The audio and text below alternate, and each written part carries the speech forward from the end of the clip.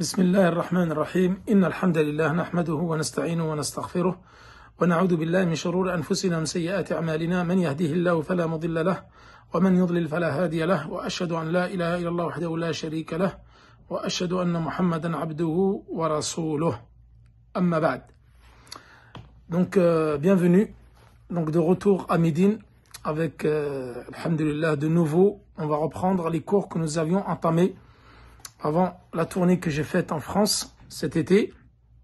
Donc là, comme tous les vendredis, ça sera Kitab al-Tawhid. Bon, hier, désolé, je n'ai pas pu faire, j'ai eu un contretemps. Samedi, ça sera Minhaj Shalikin, donc avec un nouveau chapitre, Kitab al-Buyu'. Et nous continuerons également nos cours sur le tafsir, Inch'Allah, à partir de demain. Voilà. À partir de demain, il y aura cours de tafsir tous les jours, Inch'Allah. Il reste 6 cours normalement. Et demain, il y aura également aussi le dernier cours de Qawaid Arba'a, donc ça va être un cours qui va être très court, une dizaine de minutes, pas plus, sur la 4e règle, que nous allons faire demain, après l'Isha ici, c'est-à-dire à peu près 20h30, à la même heure que maintenant. Je vais faire le cours sur le Qawaid Arba'a, et dans la foulée, le cours sur Tafsir. Et Tafsir, ça va être tous les jours, Inch'Allah. Voilà. Donc là, après cette longue absence, nous reprenons nos cours, donc, comme tous les vendredis, donc à l'exception d'hier, on n'y a pas eu cours. Nous sommes au chapitre 28. Donc c'est le cours 29 et nous sommes au chapitre 28. Walillah alhamd dans Kitab al-Tawhid. Babun ma ja'a fi tatayyur. Et rappelez-vous, tatayyur, nous en avons déjà parlé concernant les 70 000. Comme ceci a été rapporté déjà dans le hadith Ibn Abbas. Donc nous avons vu les 70 000 donc, qui rentreront au paradis sans jugement ni châtiment.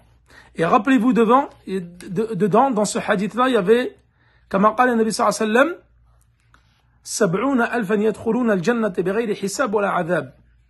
70 000 qui vont rentrer au paradis sans jugement ni châtiment.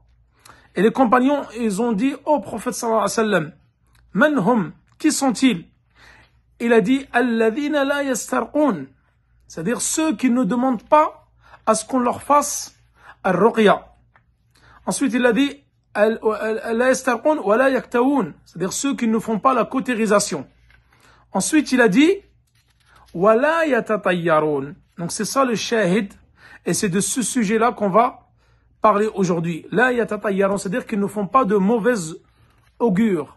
At-tatayyur, c'est le mauvais augure. C'est une forme de superstition. Ensuite, il a dit wa ala rabbihim yatawakkalun, et ceux qui s'en remettent à Allah subhanahu wa ta'ala.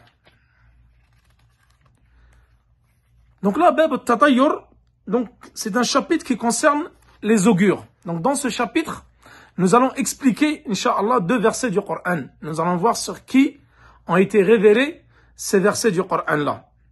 Ensuite, Cheikh Mohammed ibn Abdul Wahhab, après ces 2 versets-là, il évoque le hadith de Abu Huraira, que nous allons expliquer dans la foulée. Et il y a hadith Anas. Hadith Anas qui ressemble un petit peu à hadith Abu Huraira et qui va parler de al-fa'l, c'est-à-dire l'optimisme. Ensuite, il cite le hadith de Uqba ibn Amir, 3e hadith, hadith de Abdullah ibn Mas'ud, de Ibn Amr, et le 6e hadith qui est très court, c'est celui de Al-Fadl ibn Abbas. Voilà. Donc tout d'abord, qu'est-ce que At-Tayra? Donc là, nous avons déjà vu, dans le hadith sur les 70 000, At-Tatayyur, c'est quoi? Nous avons vu que At-Tatayyur, qui est le mauvais augure, le mauvais présage, la superstition, elles étaient déjà pratiquées depuis la nuit des temps. Comme nous allons voir à travers les 2 versets-là. Elles étaient pratiquées par les peuples avant l'avènement de l'islam. Elles étaient pratiquées par les Qurayshites, les Arabes avant l'avènement de l'islam. Elles étaient pratiquées aussi au temps de Pharaon, au temps de Thamoud et toutes les civilisations qui nous ont précédés. Comme nous allons le décrire dans ces 2 versets-là. Et Tatayyur, qui était employé au temps des Arabes avant l'avènement de l'islam, c'était le fait d'apeurer l'oiseau. Et nous allons voir que Tatayyur, ce n'est pas uniquement le fait d'apeurer l'oiseau. Ça peut être beaucoup plus vaste. C'est at-tasha'um bimasmou' ou bimar'i ou bima'loum.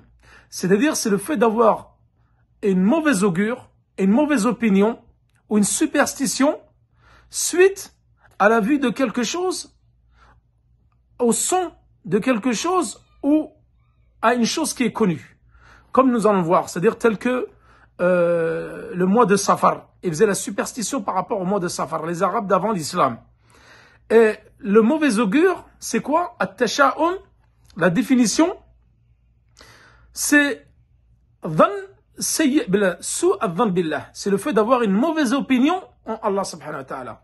C'est-à-dire que at-tasha'um wa huwa at-tatayyur, la mauvaise augure, la superstition déjà, c'est une diminution dans le tawhid. Et nous allons voir que cela fait partie du shirk. Le mauvais augure fait partie du shirk. Et en fonction de l'intention que tu as eue, ça peut être du grand polythéisme, comme du petit polythéisme, ou ça peut être simplement une chose qui est interdite. C'est comme les amulettes, comme nous avons vu le fait de porter des amulettes. Nous l'avons vu déjà dans les chapitres précédents. En fonction de l'intention que tu émets en faisant cela, tu peux rentrer dans le grand politisme qui te fait sortir de l'islam, ou si tu fais cela comme étant, tu prends cela comme étant une cause, alors ça peut être du petit politisme, ou ça peut être simplement une chose qui est interdite, muharrama, donc un grand péché parmi les grands péchés. Ibn al-Qayyim, il dit concernant at-tatayyur, le mauvais augure. Il a dit toutes les formes de mauvais augure qui sont citées dans le Coran, c'est-à-dire elles sont relatées uniquement concernant les gens qui étaient les adversaires et les ennemis acharnés des prophètes. C'est-à-dire que le mauvais augure ne vient jamais des croyants et ne vient jamais des musulmans. Et le mauvais augure venait uniquement des ennemis des prophètes, comme nous allons voir dans l'explication du premier verset.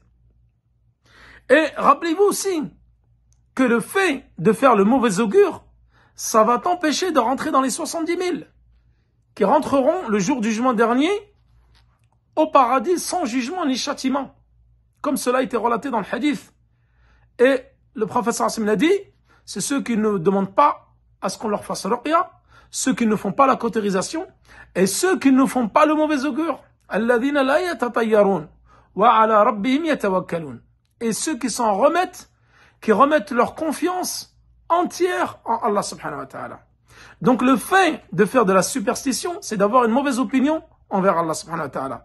Et ça diminue le tawhid, c'est une diminution de l'unicité d'Allah subhanahu wa ta'ala, et également, c'est une diminution al-dha'fi tawakkal ala Allah. C'est-à-dire le fait que tu t'en remettes pas à Allah subhanahu wa ta'ala concernant les événements à venir.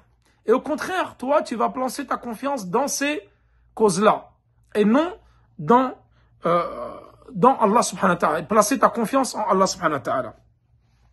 Donc le premier verset qui a été cité ici, dans Surat Al-A'raf, verset 131, قال ألا إنما طائرهم عند الله ولكن أكثرهم لا يعلمون. En vérité, leur sort dépend uniquement, طائرهم, leur mauvaise augure, dépend uniquement d'Allah subhanahu wa ta'ala, mais la plupart d'entre eux ne savent pas. Ainsi que sa parole, قالوا طائركم معكم. Donc ça c'est le deuxième verset, ça concerne un autre groupe de gens. Donc ce verset-là, dans Surat Al-A'raf, verset 131, il a été révélé concernant Pharaon et son peuple.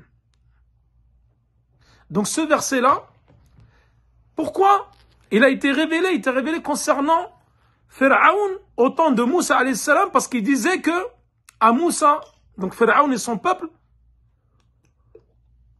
lorsqu'un mal les touchait, il disait cela provient de Moussa et de ses semblables, c'est-à-dire les partisans de Moussa, wa qawmihi, son peuple, Banu Israël.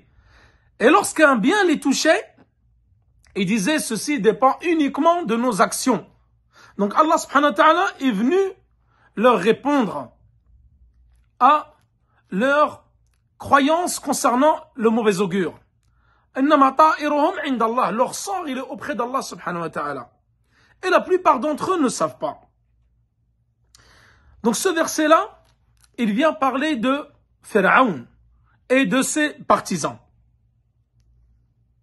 Allah subhanahu wa ta'ala dit dans le Coran, وَلَقَدْ أَخَذْنَا آلَ فِرْعَوْنَ بِالسِّنِينَ وَنَقْصٍ مِنَ الثَّمَرَاتِ لَعَلَّهُمْ يَذَّكَّرُونَ. C'est-à-dire que nous avons éprouvé Pharaon et son peuple qui ne croyaient pas en nos messagers, en l'occurrence Moussa alayhi salam ou Haroun. Donc nous les avons éprouvés par la sécheresse et par la diminution des biens. Peut-être vont-ils se rappeler du message d'Allah subhanahu wa ta'ala. فَإِذَا جَاءَتُمُ الْحَسَنَةُ Lorsque le bien venait à eux, qu'est-ce qu'ils disaient? قَالُوا لَنَا هَذِهِ الْحَسَنَةِ. C'est-à-dire que cette bonne action-là, ce bien-là, c'est-à-dire al-hasana, lorsque c'était par exemple la pluie, la végétation, lorsqu'il leur venait et disait cela vient de nos actions. C'est grâce à nous que nous avons pu bénéficier d'une bonne végétation, de céréales, de la pluie, etc. Mais lorsque le mal les touchait, tel que la sécheresse, la diminution des biens, le manque de pluie, qu'est-ce qu'il disait? Il disait cela est de la faute de Moussa et de ses semblables. وَإِن تُصِيبَهُمْ سَيِّئَةٌ يَطَّيَّرُوا بِمُوسَى وَمَنْ مَعَهُ. Et lorsque le mal les touchait, alors il faisait le mauvais augure de Moussa. Donc il disait cela est à cause de Moussa et de ses semblables, c'est-à-dire Banu Israël. Alors Allah subhanahu wa ta'ala a répliqué concernant leur croyance, leur fausse croyance et leur dire. Il a dit Ala innama ta'iruhum indallah, que leur sort, ce qu'ils ont subi comme bien ou comme mal, comme sécheresse ou comme pluie et abondance, tout ceci est entre les mains d'Allah subhanahu wa ta'ala. C'est le décret d'Allah subhanahu wa ta'ala. Mais la plupart d'entre eux ne savent pas. Donc, ceci comme nous l'avons vu dans la croyance des gens de Ahl-Sunnah wal Jama'a concernant le destin. Toute chose a été prédestinée. Qu'Allah subhanahu wa ta'ala, lorsqu'il a créé la plume, il a dit à la plume, comme nous l'avons vu dans Usul al-Sunnah l'imam Ahmad wal-Ha'iyya wa Muqaddimat ibn Abi Zayd, dans les différents livres que nous avons expliqués cet été en France, concernant la destinée, la prédestination. Allah subhanahu wa ta'ala, lorsqu'il a créé la plume, il a dit écrit la prédestination de chaque chose jusqu'au jour du jugement dernier. Et ça, c'était 50 000 ans avant la création des cieux et de la terre. Et son trône était établi sur l'eau. C'est-à-dire le trône d'Allah subhanahu wa ta'ala a été créé avant la plume, comme nous l'avons déjà vu dans les différents cours. Donc, chaque chose a déjà été prédestinée. 50 000 ans avant la création des cieux et de la terre. Donc, avant notre création à nous, tout a été prédestiné. Donc là, Allah subhanahu wa ta'ala, il dit que ce qui vous est arrivé, que ce soit en bien, en mal, toutes ces choses-là reviennent à Allah subhanahu wa ta'ala. Reviennent à la prédestination, au destin qu'Allah subhanahu wa ta'ala a déjà écrit, où il a ordonné à la plume de l'écrire 50 000 ans avant la création des cieux et de la terre. Et là, dans le deuxième verset, Cheikh Mohammed ibn Abdul Wahhab, il vient avec ce deuxième verset-là, et il dit, donc dans Surat Yasin, verset 12, قَالُوا طَائِرُكُمْ مَعَكُمْ.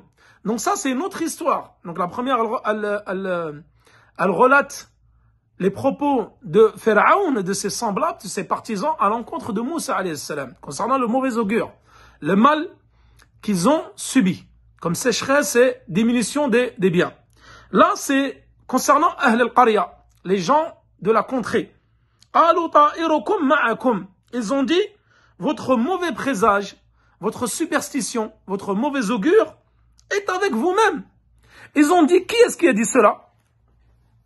Les gens de la contrée, lorsque les messagers leur sont venus, alors qu'est-ce qu'ils ont dit? Ils ont dit, votre mauvais présage est avec vous, en parlant de qui? En parlant des messagers. Donc cette histoire-là, donc ce verset-là est descendu concernant Ahl al-Qarya. Donc les gens de ce village-là, de cette contrée-là, lorsque eux, ils ne croyaient pas aux messagers qui leur ont été envoyés par Allah subhanahu wa ta'ala.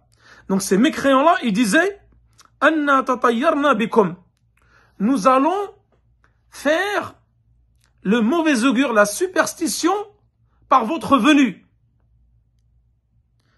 Faqal ar-rusul, donc là les messagers leur ont rétorqué et leur ont répondu ta'irukum ma'akum, c'est-à-dire que le mal qui vous a atteint, votre mauvais augure, il est avec vous. C'est-à-dire tout ce que vous avez fait, tout ce que vous avez récolté comme mauvaise action, comme mal, comme comme épreuve, cela dépend uniquement de ce que Allah subhanahu wa ta'ala vous a prescrit et de ce que vos mains ont fait. Donc le mal, il revient à ce que vous avez fait vous. Et ceci n'a aucune incidence, ni aucun rapport avec la venue des messagers. Eux croyaient que le mal qui les touchait, Ahl al-Qarya, dépendait de la venue des messagers. Donc pour eux, la venue des messagers, c'était un mauvais augure. C'était un mauvais présage, une superstition. Et les messagers leur ont dit, bien au contraire, ceci dépend uniquement de ce qu'ont fait vos mains. C'est-à-dire dépend uniquement de vous-même. Donc Allah subhanahu wa ta'ala a prédestiné chaque chose, donc qu'elle soit mauvaise ou bonne.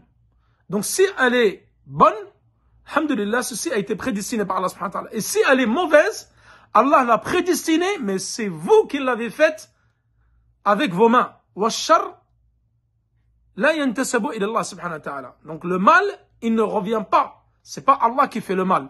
Allah l'a prédestiné. Mais c'est vos mains qui ont causé le mal et les mauvaises actions dépendent uniquement de ce qu'ont fait vos mains. فقال بعض أهل العلم, donc certains gens de science, ils ont dit les causes du mal qui vous a atteint ou de ces épreuves-là comme mal viennent uniquement de vos actions, de vous-même. Wat-tatayyur, donc ce mauvais augure-là, il est uniquement dans les mauvaises actions que vous avez faites et vous voulez attribuer cela donc à la venue des messagers. Et donc dans ce verset, ce qu'on peut déduire que at-tatayyur, le mauvais augure, n'est pas une réalité. Ce n'est pas une chose qui est véridique, mais c'est simplement des choses que les gens s'imaginent, la superstition. Et ce sont des choses qui ne vont pas se produire. Elles s'imaginent et en fonction de cela, ils vont coordonner leurs actions. Donc à l'époque des Arabes, ils voyaient un oiseau et ils l'apeuraient. Zajr al-Tayr. Donc ils faisaient peur à l'oiseau pour voir dans quelle direction il allait voler. Donc les Arabes à l'époque, lorsqu'ils voulaient entreprendre, comme nous allons voir, le mariage fait Safar, beaucoup, ils voulaient se marier dans le mois de Safar, le deuxième mois de l'année hégirienne. Donc juste après ce mois-là, c'est le prochain mois. Là nous sommes dans le mois de Muharram, al-Muharram, et le prochain mois, dans quelques jours, c'est Safar. Donc les Arabes à l'époque voulaient beaucoup se marier le mois de Safar. Et pour eux, c'était un mois de bon augure. Et lorsque l'oiseau tournait à droite, lorsqu'il apeurait, donc c'était un jour de bon augure. Ils pouvaient entreprendre du commerce, ils pouvaient voyager, ils pouvaient même se marier. Et lorsque l'oiseau allait à gauche, alors c'était un jour mauvais, un jour de mauvais augure. Il ne fallait surtout pas voyager ce jour-là, ça allait porter malheur. Il ne fallait pas faire du commerce ce jour-là, il ne fallait pas se marier ce jour-là. Car une catastrophe allait arriver et c'était un jour où le malheur pouvait s'abattre sur eux. Donc ça, c'était leur croyance. Et nous allons voir que comme dans le prophète sallam, il le dit dans le hadith d'Abi Hurayra, il est venu annuler tout ça. Le prophète sallam, il est venu fa'abtala aqidat al-ahl al-jahiliya, c'est-à-dire il est venu annuler, infirmer la croyance fausse qu'avaient les Arabes avant l'avènement de l'islam. Donc ensuite, Cheikh Mohammed Abdel Wahhab, il évoque ce premier hadith. عن أبي هريرة رضي الله عنه أن رسول صلى الله عليه وسلم قال لا عدوى ولا طيرة ولا هامة ولا سفر أخرجه. Donc ce hadith qui a été rapporté dans Al-Bukhari wa Muslim, أخرجه, c'est-à-dire il est sorti dans les deux recueils. Tu le trouves dans le Bukhari, le recueil authentique de Al-Bukhari et le recueil authentique de Muslim. Donc traduction, le prophète sallallahu alayhi wa sallam il dit, d'après Abu Hurayra, pas de contagion. La adwa, nous allons voir, c'est la contagion. Ni d'augure. At-tayra, c'est-à-dire le mauvais augure.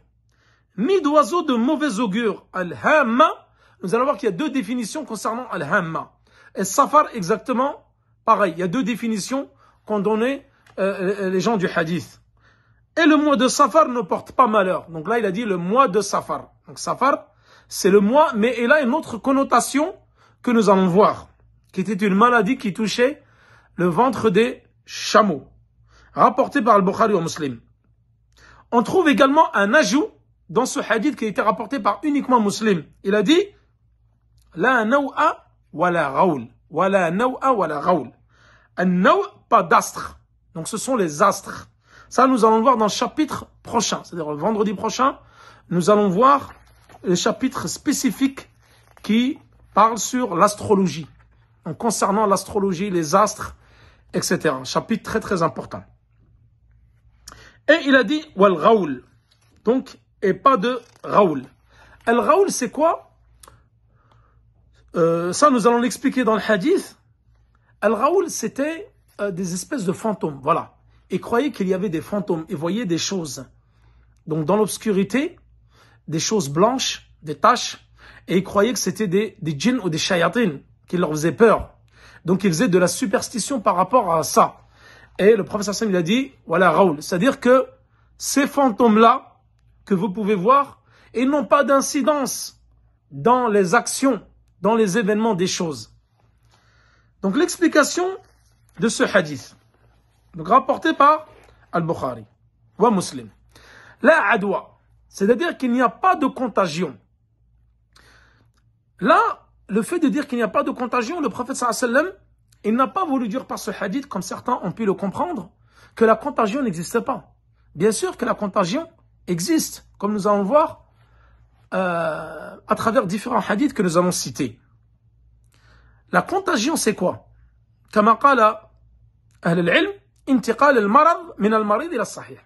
C'est le fait que la maladie va se propager de l'être qui est malade à celui qui est sain.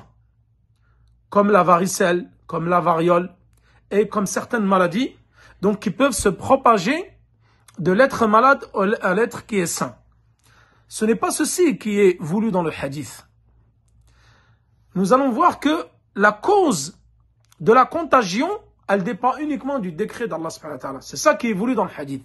C'est-à-dire la contagion, le fait que toi tu es malade et tu vas contaminer quelqu'un, cette contamination-là, elle vient du décret d'Allah subhanahu wa ta'ala et non de la contagion ou de la maladie en elle-même.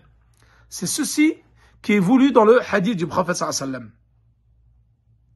Donc là, ce n'est pas le fait qu'on renie le caractère de la contagion. Bien sûr qu'il y a contagion.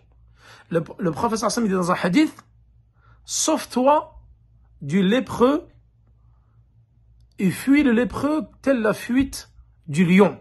Donc le lépreux qui peut te contaminer lorsque tu le vois, sauve-toi de lui comme si tu te sauvais du lion.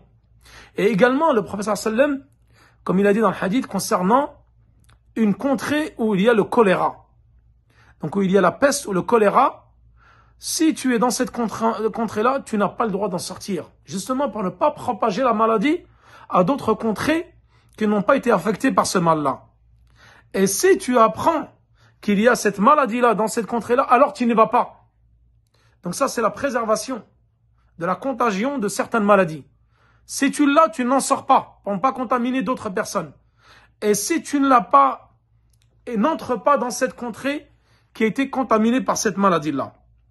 Wa Nabi sallallahu alayhi wa sallam dit dans un hadith également, wa firra min al-majzoum firaraka min al-asad. Et sauve-toi du lépreux tel la fuite du lion. C'est-à-dire lorsque tu vois là, sauve-toi de lui pour ne pas qu'il te contamine. Wa qala Nabi sallallahu alayhi wa sallam la yuridanna mumridun ala musihhin akhrajah. C'est-à-dire que celui qui est malade et qui a une maladie qui contamine, alors il ne doit pas rentrer en contact avec quelqu'un qui est en bonne santé, justement pour ne pas le contaminer. Hadith qui est rapporté par le Bukhari wa Muslim. وَلَا يُورِدُ صَاحِبُ الْإِبِلِ الْمَرِيضَ إِبِلَهُ عَلَى إِبِلٍ صَحِيحَةٍ. C'est-à-dire que celui qui a des chameaux qui ont été contaminés par une maladie ne doit pas les mettre en contact avec des chameaux qui sont sains et non pas de maladie. Donc tout ça, c'est la préservation et la prévention contre la contagion des maladies et la propagation des maladies. Et donc là, le prophète sallallahu alayhi wa sallam, il dit wala tirata. Wala tirata, donc ça c'est le shahid. Donc par rapport, c'est la preuve concernant at-tatayyur. Et donc pas de mauvais augure. Et concernant ce chapitre, donc le mauvais augure, la preuve elle est dans ce hadith. Donc nous avons cité les deux versets du Coran concernant le mauvais augure. Là c'est le premier hadith d'Abi Huraira. Il dit et pas de mauvais augure.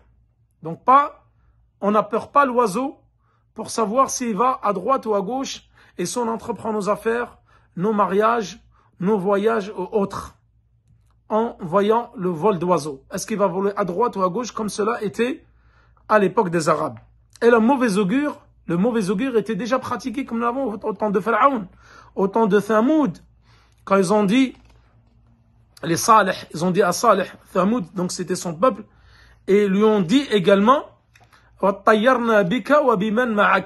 c'est-à-dire nous avons fait le mauvais augure par rapport à toi et ceux qui étaient avec toi.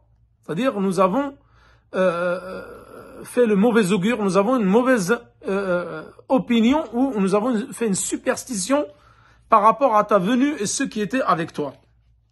Voilà tirata, donc pas de superstition ni de mauvais augure. Voilà hamma. Là il a dit voilà hamma.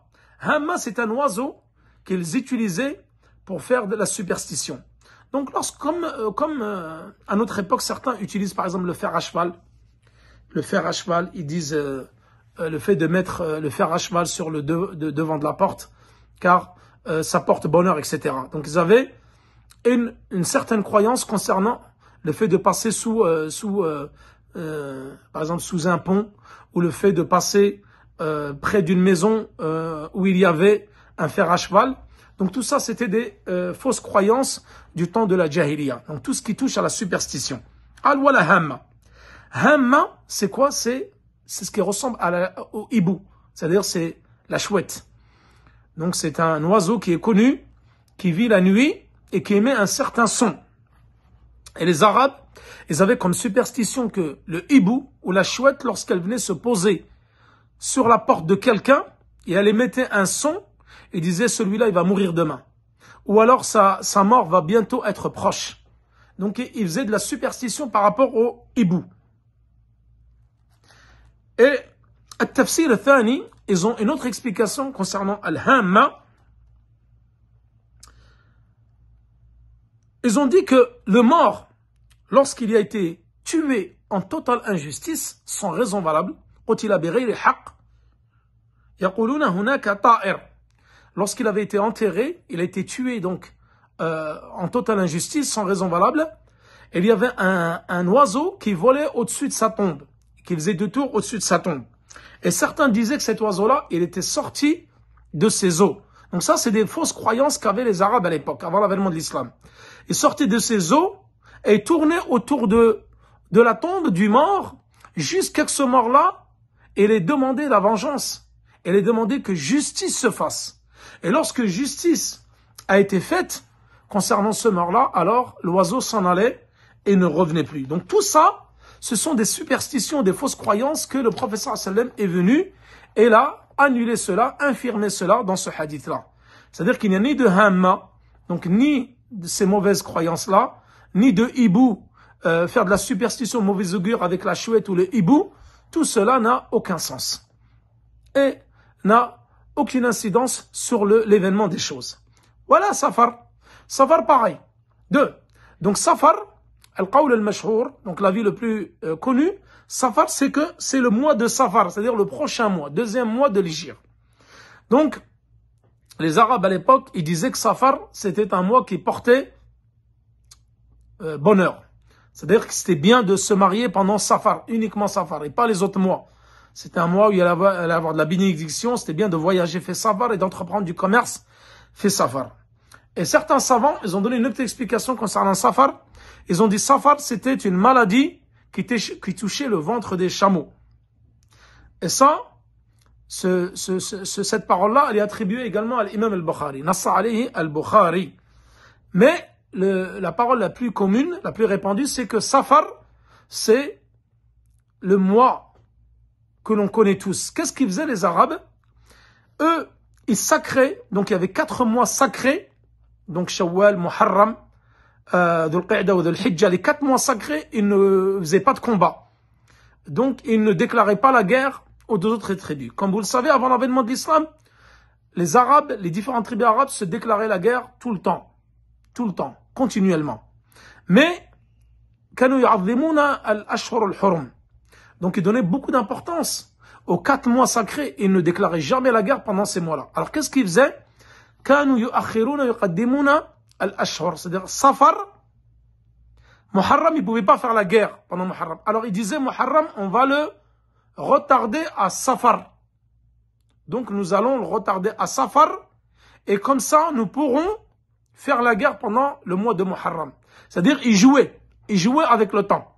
Donc soit ils avançaient les mois, soit ils retardaient les mois pour qu'ils puissent déclarer la guerre à d'autres tribus pendant les mois sacrés. Mais pour eux, ce n'était plus les mois sacrés parce qu'ils le décalaient. Al-Muharram, il le décalait au mois de Safar. Et le prophète sallallahu alayhi wa sallam est venu et il a infirmé tout cela. Ensuite, deuxième hadith, hadith Anas, walahuma an Anas, qala Rasulullah sallallahu alayhi wa sallam, la adwa wa la tiyarata wa yu'jibuni al-fa'l. Qal, wa ma al-fa'lu? Qala al-kalimatu at-tayyibatu.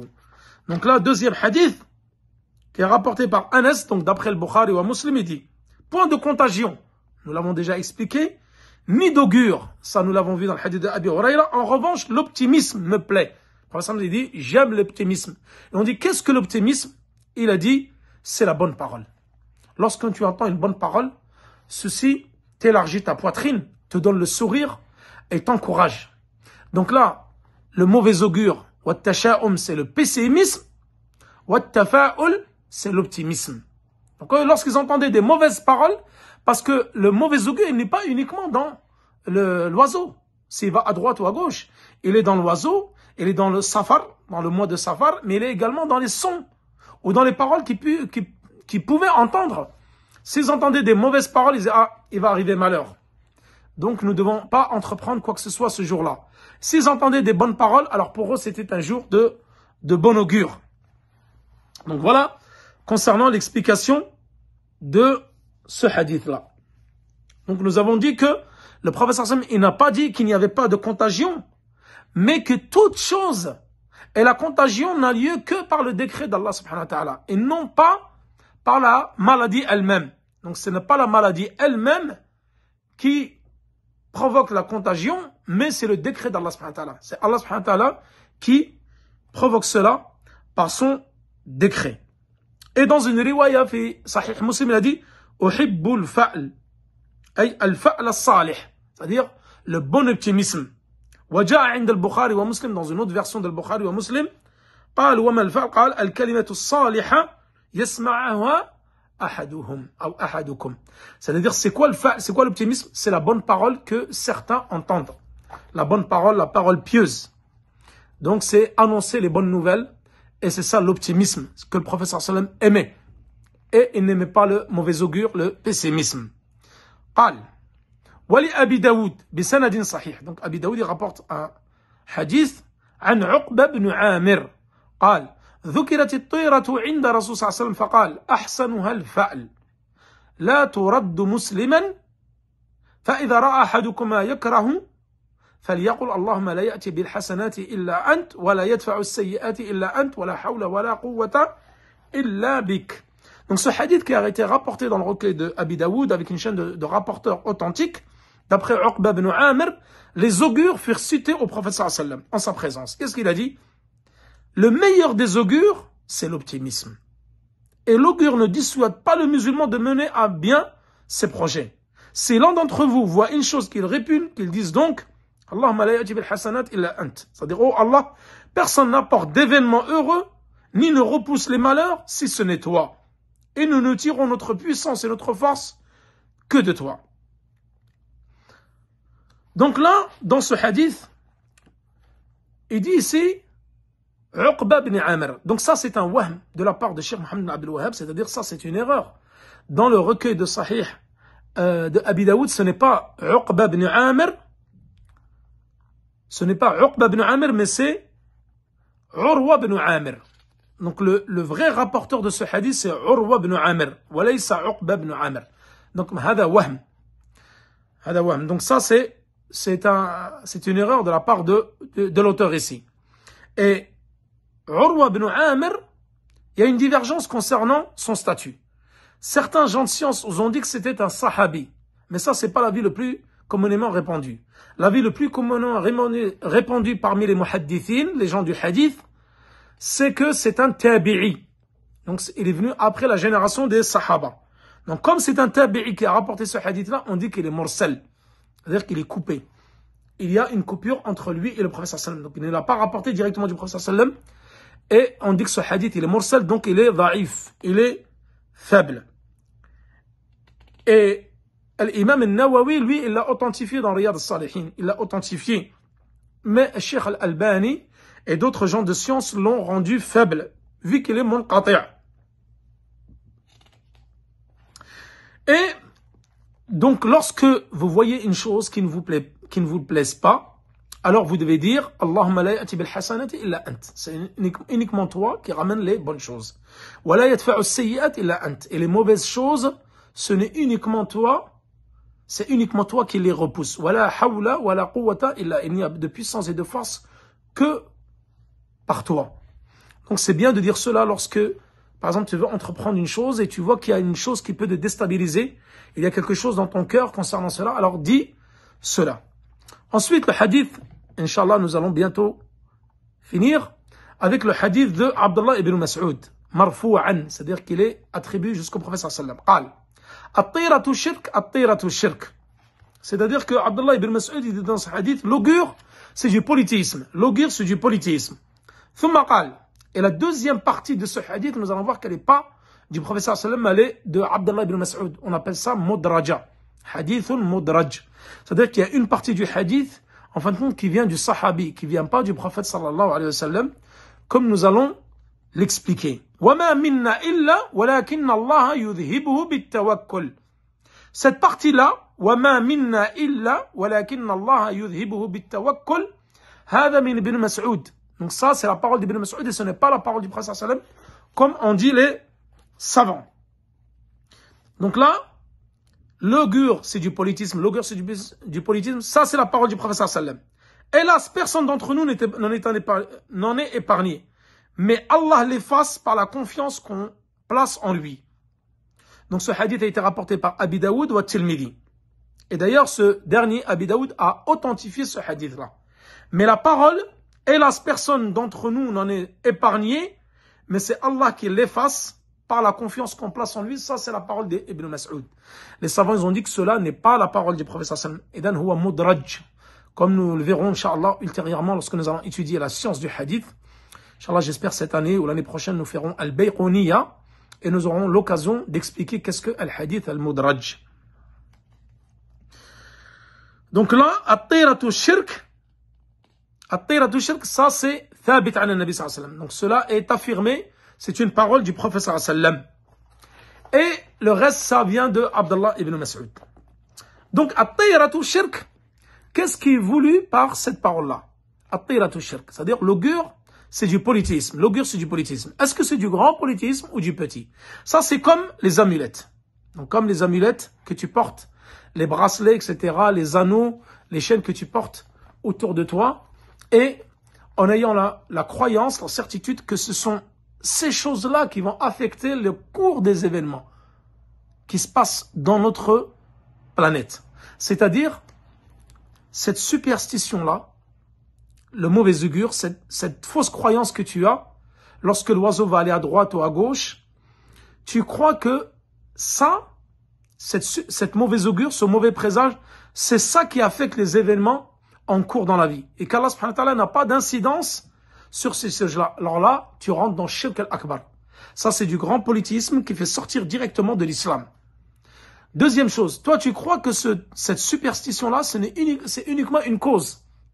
Tu en fais une cause. Tu sais que c'est Allah subhanahu wa ta'ala qui décrète les choses dans ce bas monde-là.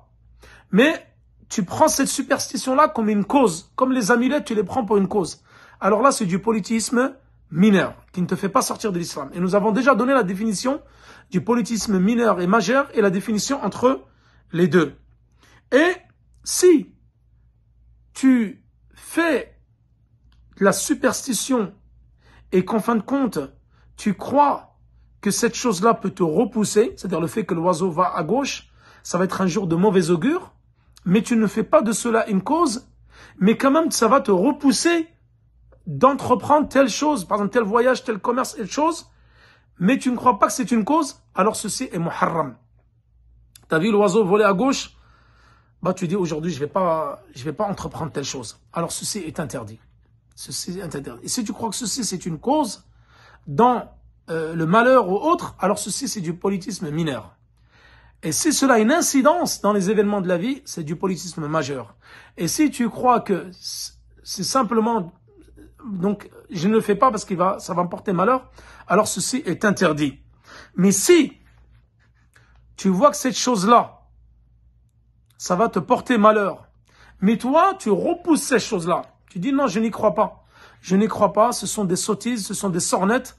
Alors, alhamdoulilah, ceci est permis et tu n'as pas fait le mauvais augure, tu n'as pas cru en cette superstition. Ensuite, nous allons finir avec le hadith de Ibn Amr, عفوا, Wali Ahmed, من حديث ابن عمرو قال من ردته عفوا الطيرة من حاجته فقد أشرك. قالوا فما كفارة ذلك؟ قال أن تقول اللهم لا خير إلا خيرك ولا طير إلا طيرك ولا إله غيرك. Donc dans ce hadith qui est rapporté par Ahmed dans son Musnad, d'après Ibn Amr, il a dit, le prophète il a dit, celui qui se laisse détourner de son but par l'augure, le mauvais présage, a commis un acte de politisme. On lui demande, quelle en est alors l'expiation?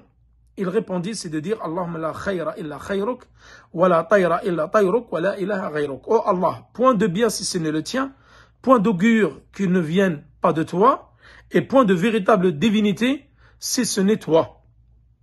Donc ça, il faut dire pour repousser donc là le mauvais augure. Donc tu dis cela pour repousser la superstition, la mauvaise croyance que tu as en ce mauvais présage. En disant ces paroles-là. Donc ça expie le fait que tu aies fait par exemple de l'augure. Tu dis ces paroles-là et cela donc va repousser le mauvais augure et va annuler donc cette croyance que tu as concernant la superstition. Et ce hadith donc il a été rapporté par l'imam Ahmed et il a été authentifié par Ahmed Shakir ou Sheikh Al-Albani. Et Cheikh Mohamed Abdel Wahhab il a fini ce bab par وله من حديث الفضل بن عباس. Donc الفضل بن عباس qui est le dernier hadith, il a dit إنما الطيرة ما أمضاك أو ردك. إنما الطيرة ما أمضاك أو ردك. Donc Sadiq Ahmed rapporte également ce hadith dans son Musnad d'après Al-Fadl ibn Abbas qui dit que le prophète il a dit l'augure est-ce que t'encourage à mener à bien ton projet ou t'en dissuade? Donc là concernant ce hadith-là, donc, qui a été rapporté par l'imam Ahmed, et ce hadith-là, il est dhaif, donc il est faible. Dha'afahu Ahmed Shakir. Et d'ailleurs, même Cheikh Mohamed Abdel Wahhab, dans les Masail, il dit que dans la chaîne de transmission de ce hadith, fihi rajulun mukhtalafun fihi. C'est-à-dire qu'il y a un rapporteur où il y a une divergence concernant son cas. C'est-à-dire qu'il y a une coupure au niveau de la chaîne de transmission concernant ce hadith. Donc ce hadith, il est faible. Donc c'est-à-dire que l'augure, le mauvais augure, c'est quoi? C'est le fait que ce qui t'encourage à mener à bien ton projet. Mais ça, c'est le bon augure. Donc c'est-à-dire c'est l'optimisme et pas le mauvais augure. L'optimisme, c'est ce qui va t'encourager et t'encourager à mener ton projet à bien. Mais le mauvais augure, la superstition, le mauvais présage, c'est ce qui va te permettre de t'en dissuader. Donc la superstition, le fait que tu entends une chose mauvaise, ou que tu vois que l'oiseau a tourné à droite, ou que tu vois un hibou ou autre chose, alors tu décides de ne pas entreprendre ton projet à bien, ou tes œuvres, ou ton mariage, ou ton commerce, ou ton voyage. C'est ça at-tatayyur, c'est ça le mauvais augure. وصلى الله على نبينا محمد وعلى آله وصحبه وسلم والله تعالى أعلى وأعلم والسلام عليكم ورحمة الله وبركاته. J'avais annoncé le cours de Minhaj Shalikin, mais comme il se fait un petit peu tard ici, je vais essayer de vous le, Inch'Allah, bi'idhnillah, je vous le fais dans la semaine, sans faute, peut-être soit lundi, soit mardi. Donc là, demain, Inch'Allah, il y a deux cours. Demain, il y a deux cours qui vont être très courts. C'est le dernier cours de Qawaid Arba'a. Je vous ferai le dernier cours de Qawaid Arba'a. Ou plutôt, afwan, demain, je vous ferai Minhaj Shalikin, Inch'Allah. Et que j'ai pas pu le faire aujourd'hui, je vais vous le faire demain. Et lundi, il y aura deux cours. Je vous ferai Qawaid Arba'a avec Surat al-Kafirun. Et il y aura tafsir tous les jours, bi'idhnillah. Donc à partir de demain, jusqu'à vendredi, je vous ferai tafsir tous les jours. Il reste 6 cours de tafsir. Et comme ça, nous avons fini Juz Amma. D'accord? Et demain, spécialement, exceptionnellement, donc je vous ferai le cours sur Minhaj Shalikin que j'ai pas pu faire aujourd'hui. D'accord? Et ensuite, dès que j'ai fini tafsir, bi'idhnillah, donc mardi, il n'y aura pas sira, mais je ferai tafsir tous les jours. De demain jusqu'à vendredi. Et vendredi, il y aura Kitab Tawhid, il y aura Minhaj Shalikin. Inch'Allah, à partir de dimanche prochain, ou lundi, nous allons faire sira tous les jours. Il reste une dizaine de cours de sira. Donc là, courant août, je vais vous faire sira tous les jours. Dès que j'ai fini tafsir, je prends 1 ou 2 jours de repos et après je vous fais sira pendant une dizaine de jours. Comme ça, nous aurons fini tafsir et sira bi'idhnillah. Et la dernière semaine de août, je vous réserve, Inch'Allah, un séminaire concernant Al-Usul al-Sita, que je devais faire en France, à Bolène, et j'ai pas pu le faire. Donc, je vous le ferai ici à Médine. Je vais l'annoncer sur les réseaux sociaux. Dernière semaine d'août, on fera Usul al-Sita tous les jours. Et comme ça, à la rentrée en septembre, il y aura 3 cours par semaine, Inch'Allah. On continuera Kitab Tawhid, on continuera Minhaj Shalikin, Kitab al-Buyu', et Inch'Allah, nous commencerons tous les mardis ou tous les mercredis, nous ferons Nawaqid al-Islam. Donc, ce sera tous les mardis, il y aura Nawaqid al-Islam. Donc, je vous donne rendez-vous à demain pour Minhaj Shalikin, Inch'Allah. Wa sallallahu ala nabina Muhammad wa ala alihi wa sahbihi wa sallam. Wallahu ta'ala a'la wa alam. Wassalamu alaikum wa rahmatullahi wa barakatuhu.